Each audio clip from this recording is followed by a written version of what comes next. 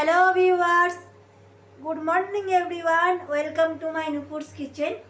তো আজকে আমি তোমাদের সঙ্গে এই যে ডিম আর এই ফুলকপি, তো ডিম আর ফুলকপির মেলবন্ধন নিয়ে চলে এসেছি। তোমাদের সঙ্গে আমি শেয়ার করছি ডিম ফুলকপির মেলবন্ধন। তো এই রান্নাটা করার জন্য কড়াইতে আমি সর্ষের তেল দিয়ে দিচ্ছি। তো তেলটা গরম হলে আমি ডিমটাকে ভেজে নেবো। আচ্ছা, নুন হলুদ দিয়ে মাখিয়ে রাখা ডিমটা আমি তেলের মধ্যে দিয়ে দিচ্ছি। এখানে কিন্তু গ্যাসের ফ্লেমটা একটু লোতে রাখবেন। গ্যাসের ফ্লেমটা হাই করে ভাজলে তেলটা বেশি জ্বলে যাবে। তো আমি গ্যাসের ফ্লেমটা হালকা রেখেছি, মানে লো টু মিডিয়াম করে ডিমগুলোকে ভেজে নেব। আচ্ছা, ডিমটাকে আমি তুলে নিচ্ছি। ডিমটা আমার ভাজা হয়ে গেছে। এবার ওই তেলের মধ্যেই নুন জলে ভিজিয়ে রেখেছিলাম ফুলকপিগুলো, সেগুলোকে আমি একে একে দিয়ে দেবো। এবার ফুলকপিগুলো দেওয়ার পরে আমি খুব সামান্য পরিমাণে নুন দেব। আপনারা চাইলে ভাপিয়েও নিতে পারেন। নুন দিয়ে ফুলকপিগুলো ভালো করে আমি ভেজে নেব, লাল লাল করে ভেজে নিতে হবে।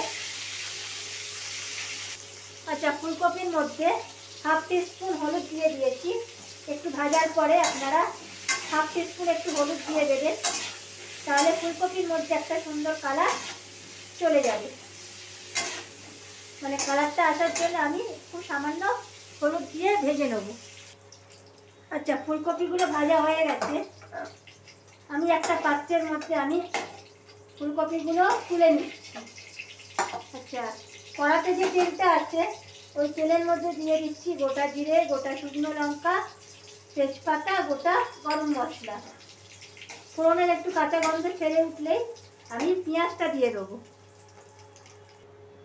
আচ্ছা, দিয়ে দিচ্ছি কেটে নেওয়া পেঁয়াজ। তো পেঁয়াজটা আমি স্লাইস করে দিয়েছি।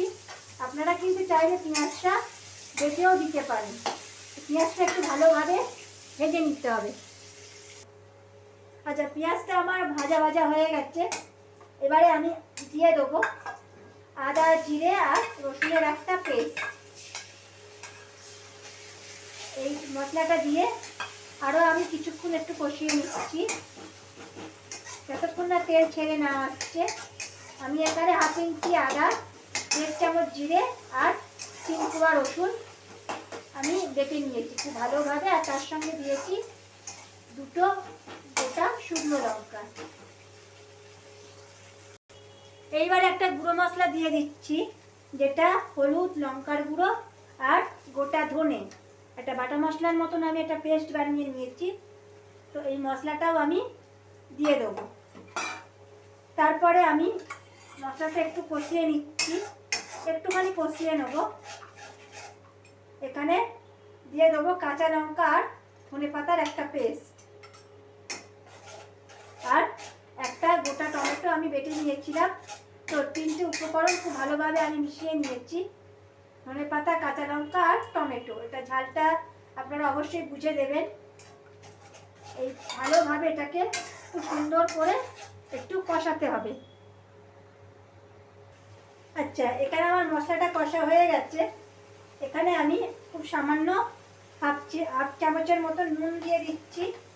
আচ্ছা, নুনটা দিয়ে আবারও আমি একটুখানি মশলাটা কষিয়ে নেব।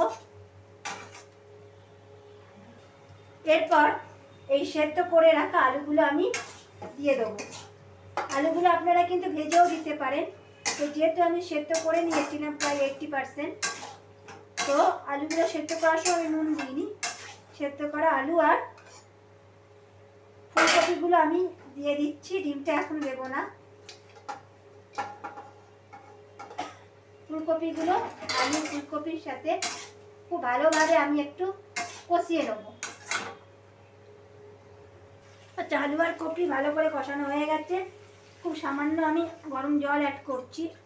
জলটা আপনারা বুঝে দেবেন, যে যেরকম জল খেতে পছন্দ করেন তো সেই অনুসারে জলটা আপনারা দেবেন।